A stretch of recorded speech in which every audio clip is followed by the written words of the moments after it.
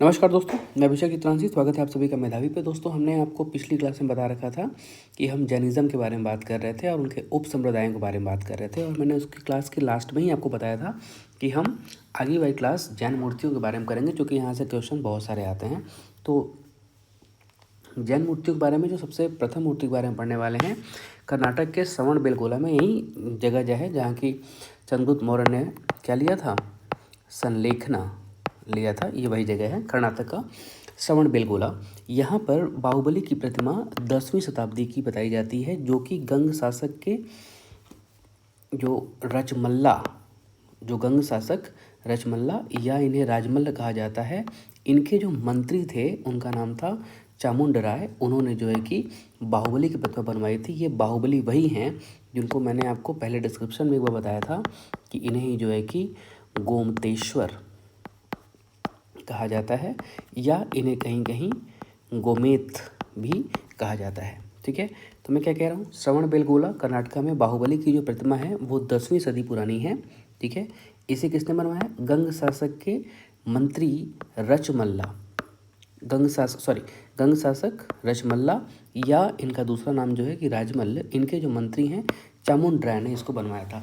Confuse इसलिए नहीं होना है क्योंकि मैंने आपको दोनों का नाम बताया कि अगर ऑप्शन में सिर्फ रचमल्ल रहे तो आप रचमल के साथ जा सकते हैं, लेकिन अगर ऑप्शन में चामुंड राय हैं तो बेस्ट पिक ऑप्शन आपका यही होगा, आप चामुंड राय के साथ ही जाएंगे।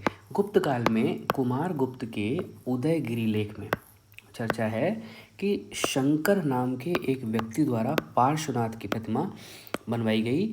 पार्श्वनाथ वही हैं जो जैन तीर्थंकर हैं, और इनके बारे में जो है कि कहा जाता है कि मूर्तियों में इन्हें सर्प फण के साथ दिखाया गया है। ठीक है, और इनकी प्रतिमा स्थापित कराने वाले व्यक्ति का नाम क्या था? वो शंकर। और इसका उल्लेख कहाँ मिलता है? वो कुमार गुप्त के उदयगिरी लेख में मिलता है। अब आ जाइए स्कंदगुप्त के कहोम लेख में। स्कंदगुप्त के कहोम लेख में इसमें क्या है कि भद्र नामक व्यक्ति द्वारा, एक व्यक्ति है जिसका नाम है भद्र, इसके द्वारा 5 जैन तीर्थंकरों की प्रतिमा बनवाई जाने का उल्लेख मिलता है। और वो 5 जैन तीर्थंकर कौन कौन हैं? शब्देव हैं, जिन्हें आदिनाथ कहा जाता है, पार्श्वनाथ हैं और महावीर हैं, शांतिनाथ हैं, इन्हें हस्तिनापुर का राजा बताया जाता है, और 5वें और अंतिम व्यक्ति हैं नेमिनाथ। इन सभी की जो है कि प्रतिमा का स्थापना किसने करा? भद्र नामक व्यक्ति ने। और इसकी जानकारी कहाँ से मिलती है? स्कंदगुप्त कहोम लेख से मिलती है।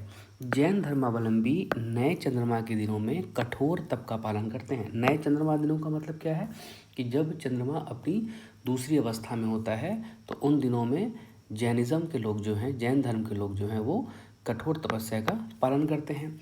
इस दौरान जो पर्युषण पर्व है, पर्युषण पर्व यानी कि इसे पर्युषणा भी कहते हैं, जो संभवतः जुलाई के आसपास होने वाला होता है। इसमें श्वेतांबर और दिगंबर दोनों लोग क्या रखते हैं? व्रत। लेकिन इसमें श्वेतांबर 7 दिन का व्रत रखते हैं, जबकि दिगंबर जो हैं कि वो 15 दिन का व्रत रखते हैं। इस प्रकार के व्रत रखने वाले जैनियों को पोसाद कहा गया है। ठीक है, तो ध्यान रखिएगा। मैंने आपको मूर्तियों के बारे में बताया था, और जिस मूर्ति से क्वेश्चन सबसे ज़्यादा बन रहे हैं मैंने आपको बता दिया। आगे वाली जो वीडियो होगी उसमें हम देख लेंगे कि इस धर्म के यानी कि जैन धर्म को किस शासकों ने संरक्षण दिया, उस बारे में देख लेंगे, डिटेल व्याख्या करेंगे। आज के लिए इतना ही, धन्यवाद।